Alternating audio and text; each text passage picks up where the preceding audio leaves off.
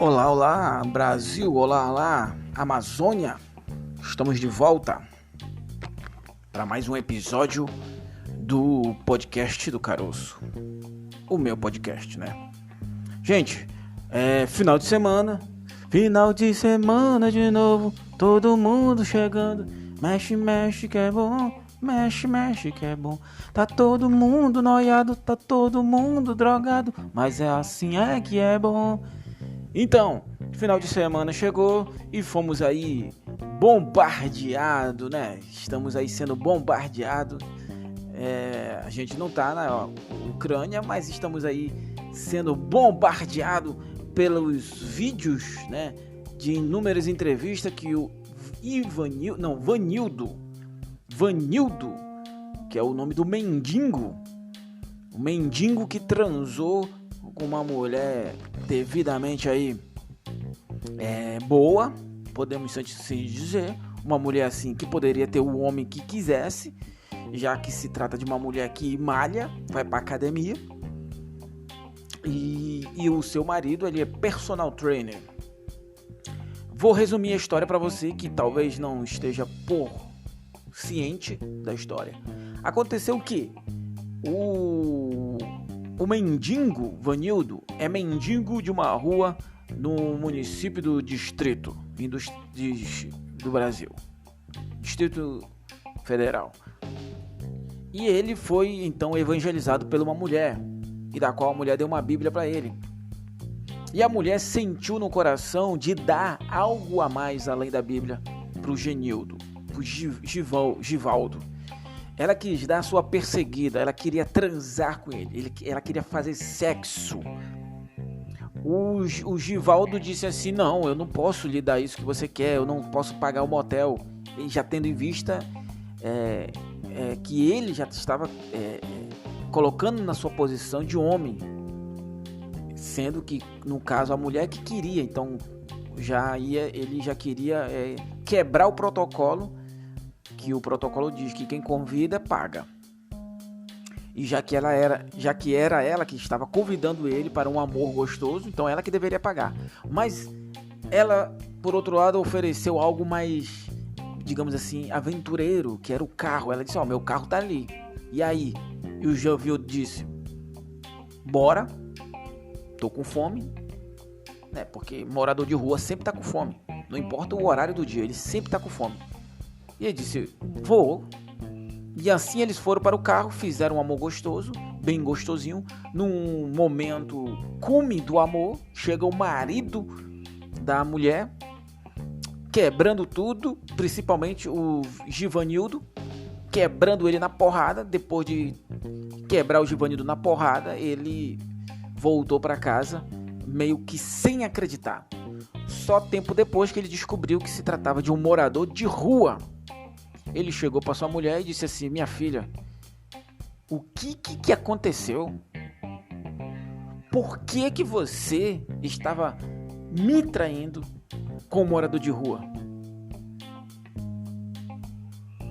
Ela simplesmente olhou para ele e disse: dei de comer a quem tem fome. E foi assim que eles se separaram. Bem, é claro que eu estou ilustrando aqui a história, mas não foi exatamente assim. Mas se fosse assim, ia ser bem engraçado, né? Mas bem, ele deu uma entrevista para o Metrópolis, da qual até agora, na minha humilde opinião, é a melhor entrevista de todas, porque os entrevistadores, que são dois rapazes, eles não ficam interrompendo toda hora o Givanildo, como tem muitas outras entrevistas por aí que o cara fica fazendo pergunta. Porra, deixa o cara contar a história, meu irmão. A entrevista, o vídeo do Metrópolis, gente, pra mim é a melhor, porque o Givanildo ele mete até os padres que ajudavam ele contou toda uma história que tá muito bem detalhada. Ele contou a história desde o início, porque na cabeça dele, até aquele momento, ele achava que seria um acontecimento que aconteceu, que ele conta no vídeo do Metrópolis. Beleza? Eu não estou fazendo aqui propaganda do Metrópolis, não. Só estou fazendo comparações do vídeo do Metrópolis com todos os outros vídeos. Do Metrópolis está muito melhor. Dos outros, o pessoal fica atrapalhando. O repórter fica: e aí? Porra, não, mano. O cara tem uma história para contar, deixa o cara contar. E outra, os caras foram lá na cidade do cara gravar o vídeo com ele. Isso eu achei muito maneiro. Enfim. E aí ele conta toda a história. Gente do céu, vocês que ainda não assistiram essa entrevista do Mendigo, assista, você vai se surpreender.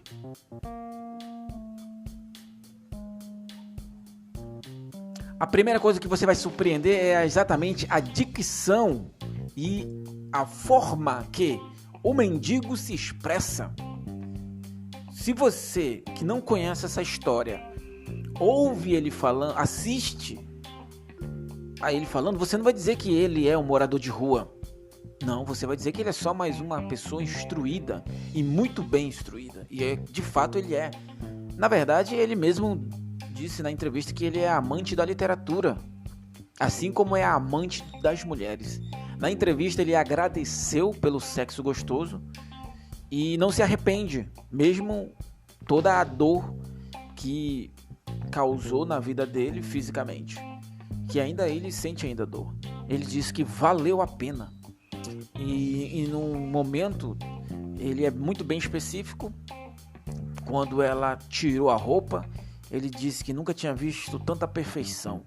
E ele disse que ela era alguém espetacular e que não merece esse marido que tem. Já mandou um recado pro corno. E ele, além do recado pro corno, ele também falou uma verdade pro corno, que foi exatamente expor a mulher dele e ele também, porque ele poderia ter ficado calado, ter ficado na dele. O corno deu entrevista na Record, contando a versão dele, que eu assisti, por sinal, para poder ter aí um paralelo. Eu queria assistir também da mulher, mas não tem da mulher, a entrevista da mulher ainda não tem. Provavelmente possa sair aí esses dias aí no Fantástico, no Domingo Maior, não sei. No Domingo Espetacular, né, da Record. Vamos ver aí. No depoimento, na entrevista do corno, algumas coisas batem com a entrevista do Mendigo. Só que em algum momento da história do corno não bate com a do Mendigo, que é exatamente o momento em que o corno bate no Mendigo. O Mendigo foge, evidentemente. E o corno diz que começa a chegar gente. Chega a polícia, chega bombeiro, chega até pastor. Já no Mendigo, ele diz que não tem ninguém.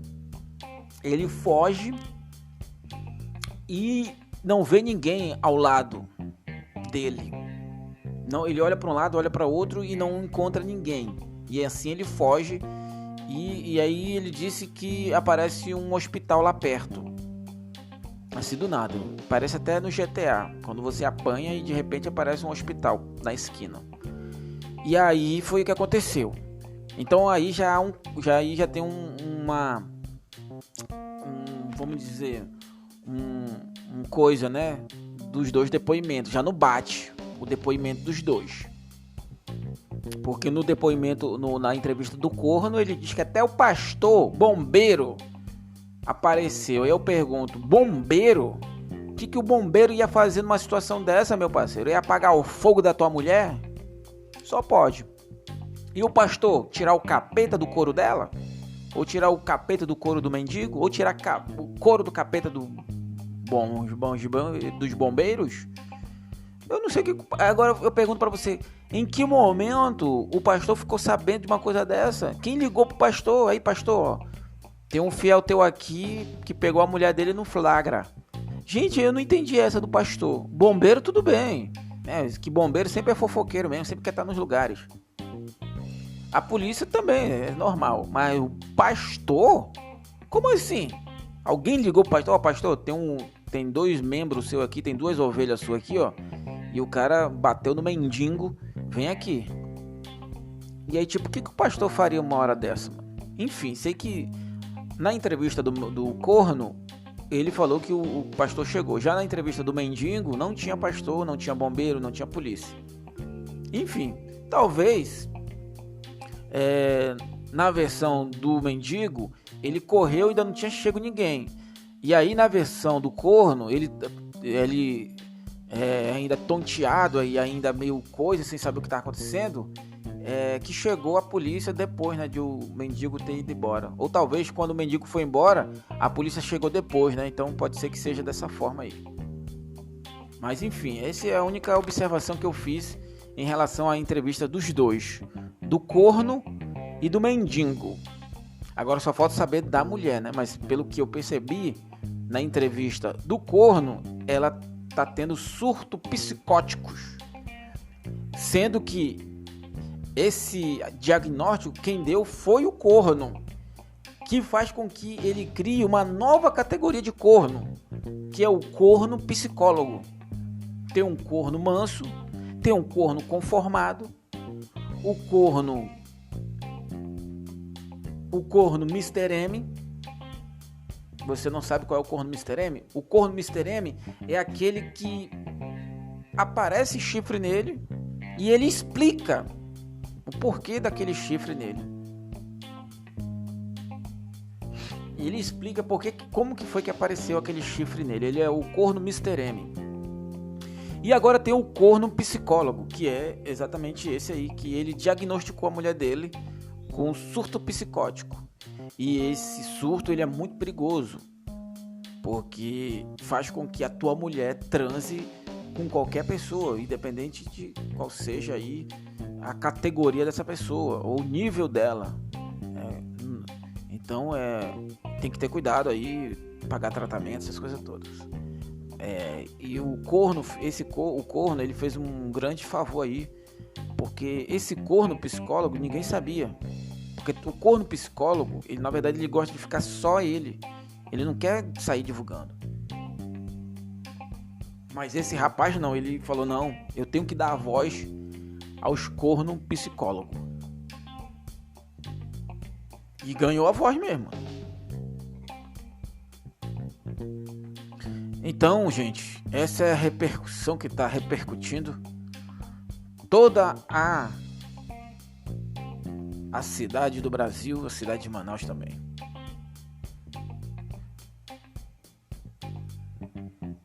Pois bem, chegou aquele momento, o momento de contar aquela historinha para vocês e fazer vocês acreditarem que possa ser que funcione o Brasil. Pois bem, gente, eu já namorei e numa desses namoros eu pude viver uma paixão. Eu não vou dizer grande, mas eu vivi uma paixão. E foi uma paixão de viver muito bem. E desculpa, é que ainda traz lembranças e ainda causam um tanto quanto de nostalgia esse amor. E eu vivi esse amor. E assim como eu vivi esse amor, eu também vivi a minha vida. Mas ele foi destruído aí pelo compacto da dor. Ele foi destruído pelo compactador da dúvida. Porque não tem coisa mais duvidosa do que a dúvida. A dúvida de que a sua paixão está duvidando de você, da sua fidelidade. E foi o que aconteceu. Estávamos num belo domingo. Um domingo maravilhoso. Passamos o dia fazendo amor. E à noite nós fomos para a igreja pedir perdão pelos pecados de a gente ter feito amor antes do casamento. E voltando da igreja, alguém me ligou. Piririm, piririm, piririm. Alguém ligou para mim. E era uma menina, uma dona que eu havia conversado com ela há algum tempo atrás, antes de começar esse namoro. Uma menina que a gente trocava torpedos. Na época ainda não existia Zap. Era torpedo, Vivo On. E a gente trocava mensagens, torpedo, e a gente conversava por horas, conversando por torpedo. E às vezes a gente ligava um para o outro e conversávamos. Conversávamos sobre tudo: sexo, fidelidade, amor, escola, trabalho, futuro. Era absolutamente bem agradável, confesso para vocês, as ligações e os torpedos também. Mas aí eu comecei a namorar. E aí eu deixei, evidentemente, de ter algum tipo de contato com essa moça. E que, na verdade, nunca havia a conhecido pessoalmente. Porque sempre que combinávamos, nunca dava certo. E se passou-se tempo, e foi nesse dia que essa moça me ligou. E como sempre eu atendo o telefone, já que podia ser alguém que eu queria falar, ou alguém que eu não queria falar, ou algum amigo.